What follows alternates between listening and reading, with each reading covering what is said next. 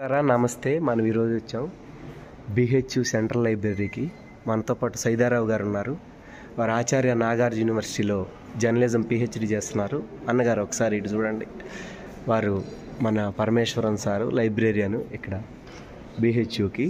మనం చూస్తున్నటువంటి పుస్తకాలన్నీ కూడా ఈ రాజ్యాంగ సభలో జరిగినటువంటి చట్టసభలో జరిగినటువంటి కాన్స్టిట్యూషనల్ డిబేట్స్ అన్నమాట. డిబేట్స్ అంటే చర్చలు జరుగుతాయి చూడండి.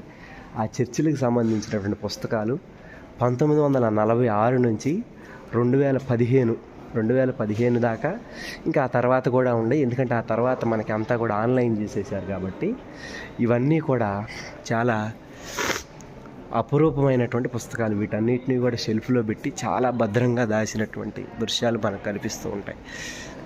ఇదిగో మనకు చూడండి, 1975 చాలా విశిష్టమైనటువంటి సంవత్సరం. 1975, 1974. ఎందుకంటే మనకు అప్పుడే కాన్స్టిట్యూషనల్ ఎమర్జెన్సీలు తీసుకొచ్చారు. ఎవరు ఎమర్జెన్సీలు తీసుకొచ్చింది? ఇందిరాగాంధీ గారు అత్యవసరంగా తీసుకొచ్చినటువంటి ఎమర్జెన్సీ బిల్లు.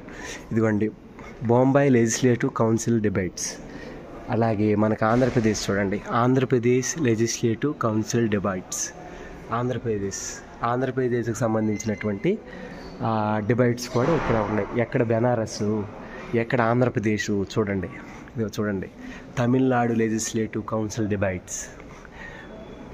మద్రాస్ అంటే మనకు అప్పుడు మద్రాస్ అనేవాళ్ళు. దానికంటే ముందు మనకి తమిళ వాళ్ళు, తెలుగు వాళ్ళు అంటే తెలియదు. మద్రాస్ స్టేట్ అనే అంటారు. ఇప్పటికీ కూడా చాలామంది మద్రాస్ అనే అంటారు. ఇదిగో చూడండి, ఇక్కడ రాజ్యసభ. మీ అందరికీ తెలుసు, పార్లమెంటు 2 సభలు ఉంటాయి, ఎగువ సభ, దిగువ సభ. ఎగువ సభని రాజ్యసభ అని, దిగువ సభని లోక్సభ అని అంటారు.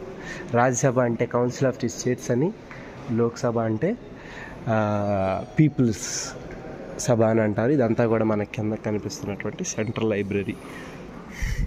స్టూడెంట్స్ అందరూ కూడా చదువుకుంటారు. Central university central library of BHU. ఇది అక్కడ మనకు కనిపించే ఆయన మదన్ మోహన్ మాల్వియాజీ, ది ఫౌండర్ ఆఫ్ బిహెచ్యు, 1916. ఇలా మనం ఇదంతా కూడా చూసుకొని